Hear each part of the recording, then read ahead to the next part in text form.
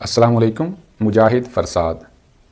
آج کا پیغام: سونا نرم ہو تو زیور بنتا ہے، مٹی نرم ہو تو کھیت، آٹا نرم ہو تو روٹی بنتی ہے، اور اگر دل نرم ہو تو انسان صحیح معنوں میں انسان بنتا ہے۔ لہٰذا دوسروں سے شفقت اور محبت سے پیش آئیے۔ آج کے لیکچر میں ہم اصناف نظم و نثر کا آغاز کر رہے ہیں، جو ترتیب کے ساتھ ہم مختلف لیکچرز میں مکمل کریں گے۔ تو دیکھتے ہیں جی، ادب کیا ہے؟ اپنے جذبات، احساسات، خیالات اور افکار کو ایک سلیقے سے تقریر یا تحریر میں ڈھالنا ادب کہلاتا ہے۔ جس طرح انسانوں کی دو خاص قسمیں ہیں، جیسے مرد اور عورت، اسی طرح پوری دنیا کے ادب کی بالعموم دو قسمیں ہیں، نظم اور نثر۔ تو آج ہم نظم کے بارے میں بات کریں گے۔ نظم کے لغوی معنی ہیں موتی پرونا، ترتیب دینا۔ اصطلاح میں یہ وہ صنف شاعری ہے جس کا ایک موضوع ہوتا ہے اور اس موضوع پر تمام اشعار کہے جاتے ہیں۔ اب نظم کے لیے اس کے آگے پھر نظم میں کچھ حصے ہوتے ہیں۔ نظم کا ایک ٹکڑا یا حصہ بند کہلاتا ہے۔ نظم کی نوعیت کے حساب سے ایک بند میں شعروں کی تعداد مخصوص ہوتی ہے اور مختلف ہوتی ہے۔ مثلا اگر ایک بند میں 3 مصرے ہوں تو اسے مثلث کہیں گے، 4 مصرے ہوں تو اسے مربع کہیں گے، اگر 5 مصرے ہوں تو مخمس، اور اگر 6 ہوں تو مسدس، اور اگر 7 ہوں تو اسے مسبع کہیں گے۔ یعنی ایسا بند جس میں 7 مصرے ہوں اسے مسبع کہیں گے، اور اگر 8 مصرے ہوں تو اسے مسمن کہیں گے، اور اگر 9 ہوں تو اسے متصع، اور اگر 10 ہوں تو اسے مؤشر کہیں گے۔ لیکن زیادہ رواج مخمس مسدس ان دونوں کا رہا ہے، اور مثلث اور مربع کا یہ بہت کم استعمال ہوئے ہیں۔ اب دیکھتے ہیں جی، نظم یا غزل کے لیے معروف انداز کتنے ہیں، یعنی شعر پڑھنے کے انداز کتنے ہیں۔ شعر پڑھنے کے 2 انداز ہیں، تحت اللفظ اور ترنم۔ تحت اللفظ کے لغوی معنی ہیں حرف بحرف۔ اب یہ گفتگو کا انداز ہوتا ہے جو تحت اللفظ کا ہے نا، گفتگو کے انداز میں جو شعر پڑھے جاتے ہیں انہیں تحت اللفظ کہا جاتا ہے۔ اور ترنم یعنی گا کر سر میں۔ ترنم کے لحاظ سے اگر ہم دیکھیں تو اردو ادب میں علی سکندر، جگر مراد آبادی بڑے مشہور تھے۔ علامہ اقبال میں ابتداء میں تحت اللفظ کو استعمال کیا، اس کے بعد انہوں نے بھی ترنم کے ساتھ پڑھا اور خاصے مشہور ہوئے۔ اس کے بعد آمد اور آورد، یعنی غزل یا نظم کہنے کے یہ 2 انداز ہیں، آمد اور آورد۔ آمد سے مراد یہ ہے کہ انسان کوشش نہ کرے، قدرتی اس کے ذہن میں اشعار آتے جائیں، اسے آمد کہتے ہیں۔ اور آورد، اس کے 2 تلفظ ہیں، آورد بھی درست ہے اور آورد بھی۔ آورد آمد کی ضد ہے، اس کا متضاد ہے۔ آورد سے مراد یہ ہے کہ خود سوچ کر شعر لکھنا اور لکھنے کے بعد اس کی ترتیب کرنا، اس کی نوک پلک سنوارنا، کاٹ چھانٹ کرنا۔ الطاف حسین علی نے مقدمہ شعر و شاعری میں کافی بحث و تمہیز کے بعد آورد کو آمد پر ترجیح دی ہے۔ اس کے بعد جی اصناف نظم کی تقسیم۔ اصناف نظم کی 2 حیثیتوں سے تقسیم ہے، ایک ہے موضوعاتی اور دوسری ہے حیاتی۔ یعنی وہ نظمیں جو موضوع سے پہچانی جاتی ہیں وہ موضوعاتی کہلاتی ہیں، جیسے حمد، نعت، مناجات وغیرہ۔ اور حیاتی جو شکل سے پہچانی جاتی ہیں، جیسے مثنوی، رباعی، قطع وغیرہ۔ تو آج ہم موضوعاتی حیثیت سے جو 3 صنف شعر ہیں ان کو بیان کریں گے، حمد، مناجات اور نعت۔ حمد کے لغوی معنی ہیں تعریف کرنا۔ اصطلاح میں خدائے بزرگ و برتر کی تعریف اشعار میں کرنا حمد کہلاتا ہے۔ اب حمد جو ہے یہ اردو شاعری میں دکن سے شروع ہوئی۔ صرف مسلم شاعر نہیں بلکہ غیر مسلم شاعر بھی اپنے دیوان، اپنے کلیات سے پہلے حمد لکھتے تھے۔ تو حمد جو ہے اس میں اور مناجات میں ایک خاص فرق ہے۔ مناجات کے لغوی معنی ہیں باہم، راز و نیاز کہنا۔ حمد میں اللہ تعالیٰ کی بڑائی بیان کی جاتی ہے، تعریف بیان کی جاتی ہے، لیکن مناجات میں اگرچہ تعریف ہی ہوتی ہے لیکن اس کا انداز التجائیہ دعائیہ ہوتا ہے، اس میں چیز طلب کی جاتی ہے۔ یعنی حمد کا تعلق تعریف سے ہے جبکہ مناجات کا تعلق طلب سے ہے۔ یعنی یہ دو لفظ اگر آپ ذہن میں رکھیں نا تو ان میں واضح فرق جو ہے وہ یاد رہے گا۔ حمد کا زیادہ تعلق تعریف سے ہے اور مناجات کا طلب سے ہے۔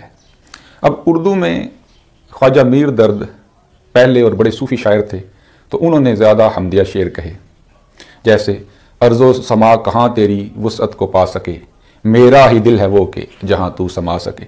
اب اگر مناجات کا کوئی شعر دیکھے تو علامہ اقبال کی وہ مناجات بہت مشہور ہے، یا رب دل مسلم کو وہ زندہ تمنا دے، جو قلب کو گرما دے، جو روح کو تڑپا دے۔ تو مناجات، اس کے بعد ہے نعت۔ اب حمد کے لغوی معنی ہم نے بیان کیے، تعریف کرنا۔ نعت کے لغوی معنی بھی یہی ہیں، تعریف کرنا۔ یعنی ان دونوں میں ایک مماثلت ہے لغوی معنی کے لحاظ سے، اور وہ ہے تعریف کرنا۔ اصطلاحی معنوں میں رسول اکرم صلی اللہ علیہ وآلہ وسلم کی تعریف اشعار میں کرنا نعت کہلاتا ہے۔ اب اگر ہم دیکھیں کہ دنیا میں سب سے پہلی نعت کس نے کہی تو وہ حضرت خدیجہ رضی اللہ تعالیٰ عنہ کے چچا زاد بھائی ورقہ بن نوفل انہوں نے کہی تھی۔ جب نبی کریم صلی اللہ علیہ وسلم پر پہلی وحی نازل ہوئی تو انہوں نے آ کر حضرت خدیجہ سے ذکر کیا، حضرت خدیجہ نے آگے ورقہ بن نوفل سے ذکر کیا، تو انہوں نے نبی پاک کے آخری نبی ہونے کی بشارت بھی دی اور ساتھ 13 اشعار پر مشتمل نعت لکھی جس کے مختلف زبانوں میں ترجمے بھی کیے گئے۔ اس کے بعد حسان بن ثابت جنہیں شاعر رسول بھی کہا جاتا ہے، انہوں نے اچھی نعتیں کہیں، نبی پاک نے ان کو اپنے ممبر پر بیٹھنے کا شرف بھی دیا۔ فتح مکہ کے بعد کعب بن زہیر انہوں نے ایک طویل نعتیہ قصیدہ لکھا اور اسلام قبول کیا، نبی پاک نے ان کو چادر تحفے میں دی۔ تو نعتیں تقریباً اردو کے ہر شاعر نے کم از کم ایک نعت ضرور لکھی ہے، بلکہ زیادہ تر تو یوں ہے کہ ہر کسی کا جو دیوان ہے یا کلیات ہے اس کے شروع میں یا ہر شعری مجموعے کے شروع میں کم از کم ایک حمد اور ایک نعت ہوتی ہے۔ تو آج ہم نے حمد، مناجات اور نعت ان پر گفتگو کی اور کچھ یہ اصطلاحات بیان کی۔ انشاءاللہ اگلے لیکچر میں ہم مزید اصناف نظم پر بات کریں گے۔ بہت شکریہ۔ السلام علیکم، مجاہد فرساد۔ آج کا پیغام: شعور اور شعور میں بس ایک عین کا فرق ہے اور وہ عین علم و عمل کی ہے، لہٰذا علم حاصل کرتے رہیں اور اس پر عمل کرتے رہیں۔ آج کے لیکچر میں ہم منقبت اور قصیدہ کے بارے میں بات کریں گے۔ قصیدہ کی حیت، اجزاء اور اقسام۔ منقبت عربی زبان کا لفظ ہے جس کے لغوی معنی ہیں تعریف کرنا، توصیف کرنا اور خاندانی فضیلت بیان کرنا، لیکن اصطلاح میں صحابہ، اولیاء اور بزرگان دین کے بارے میں تعریفی اشعار کہنا منقبت کہلاتا ہے۔ قدیم اردو شعراء میں قلی قطب شاہ انہوں نے سب سے پہلے منقبت لکھی۔ انہوں نے حمد اور نعت کے بعد منقبت کے اشعار بھی کہے۔ ان کے بعد مرزا رفیع سودا اور میر تقی میر، ان کے کلام میں بھی منقبت کے کافی اشعار پائے جاتے ہیں۔ سید انشاء اللہ خان انشاء یہ منقبت کے حوالے سے اس لیے مشہور ہیں کہ انہوں نے ایک غیر منقوط منقبت بھی لکھی ہے۔ علامہ اقبال کی اردو شاعری کی پہلی کتاب بانگ درا، اس میں 2 نظمیں ایسی ہیں جن کو منقبت کہا جا سکتا ہے، ایک بلال اور دوسری صدیق۔ ان کی نظم صدیق کا آخری شعر یوں ہے: پروانے کو چراغ ہے، بلبل کو پھول بس، صدیق کے لیے ہے اللہ کا رسول بس۔ اس کے بعد ہے قصیدہ۔ قصیدہ بھی عربی زبان کا لفظ ہے جو قصد سے مشتق ہے۔ قصد کے لغوی معنی ہیں ارادہ کرنا، یعنی وہ صنف شاعری جس میں شاعر ارادتاً کسی کی تعریف بیان کرتا ہے۔ قصیدہ کا مطلب مغز بھی ہے، یعنی موضوعات اور مفاہیم کے اعتبار سے قصیدے کو اصناف شاعری میں وہ مقام حاصل ہے جو انسانی جسم میں مغز کو حاصل ہے۔ قصیدے کی ابتدا عرب سے ہوئی۔ عرب میں بڑے اچھے قصیدہ گو تھے۔ ان کا ایک مقام تھا، وہاں میلہ لگتا تھا، سوق العکاظ، وہاں پر ان کے مقابلے ہوتے تھے، اور جس کا قصیدہ پہلے نمبر پر ہوتا اس کو خانہ کعبہ کی دیوار پر لٹکا دیا جاتا۔ جب مکہ فتح ہوا تو اس وقت 7 قصیدے لٹکے ہوئے تھے، تو ان کے لیے اصطلاح استعمال ہوئی قصائد السبع المعلقات۔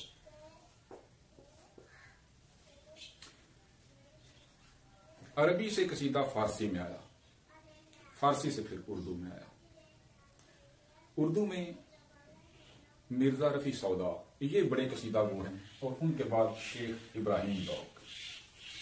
قصیدے کی حیت غزل کی طرح ہوتی ہے، یعنی مطلع ہوتا ہے اور ہر دوسرے مصرے میں قافیہ ہوتا ہے یا ردیف بھی۔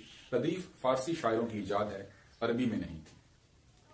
تو اس میں مطلع ہو سکتے ہیں، ایک سے زیادہ ہو سکتے ہیں، درمیان میں بھی ہو سکتے ہیں۔ غزل اور قصیدے کے مطلعوں میں فرق یہ ہے کہ غزل کے تمام مطلع یکے بعد دیگرے آتے ہیں، اکٹھے آتے ہیں، لیکن قصیدے میں مطلع آگے پیچھے بھی ہو سکتے ہیں، یعنی شروع میں، درمیان میں، آخر میں، اس طرح ہو سکتے ہیں۔ اس کے بعد قصیدے کے اجزاء۔ قصیدے کے 4 اجزاء جو ہیں وہ ان پر اتفاق ہے، بعض کے نزدیک 5 ہیں۔ تشبیب، گریز، مدح، دعا، یہ 4 ان سب کا اتفاق ہے ان 4 پر۔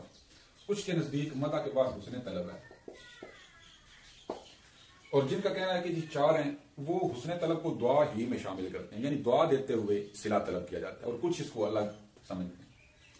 تو ہم دیکھتے ہیں تشبیب کسے کہتے ہیں۔ تشبیب قصیدے کی تمہید یا ابتدائی حصہ ہوتا ہے، اس میں شباب کی باتیں، جوانی کی باتیں، جذبات محبت اور فطرت کی باتیں ہوتی ہیں۔ ہر قصیدہ گو کی یہ کوشش ہوتی ہے کہ وہ تشبیب میں ایسے شعر کہے جو اتنے اچھے ہوں، اتنے متاثر کن ہوں کہ آدمی پورا قصیدہ پڑھے بغیر نہ رہ سکے۔ تشبیب کے بعد گریز ہے۔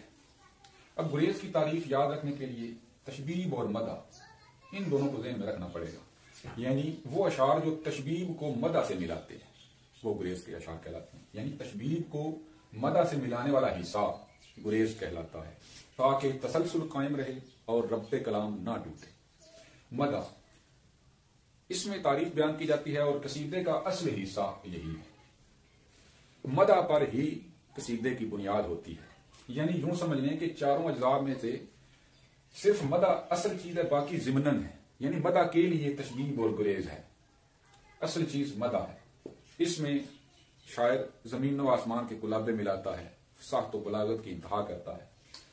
تو دعا یہ آخری حصہ ہے، اس میں شاعر ممدوح کو دعا دیتا ہے، جس کی مدح بیان کی جا رہی ہوتی ہے اس کے لیے دعائیں کرتا ہے، اور ساتھ ہی اپنا صلہ بھی طلب کرتا ہے۔